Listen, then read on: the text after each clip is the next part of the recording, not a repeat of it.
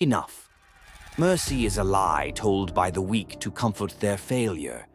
This world owes you nothing. It will not kneel, it will not wait.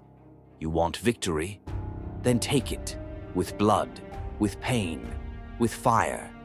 You've stumbled, you've suffered, but you still breathe. And if you breathe, you fight. Silence the voice of doubt. Kill it if you must. Tear weakness from your flesh. You were not made to kneel. You were forged to endure, to rise, to conquer. The path ahead is cruel. Good. Let it be. You were not promised ease. You were promised the battle. And in battle, you thrive. Do not ask for peace. You are the storm. Do not beg for strength. You are strength. So tighten your grip. Clench your teeth. Let the fire in your chest become your war cry. The past is ashes. Leave it. The fear inside you, destroy it. You are not a boy. You are not broken.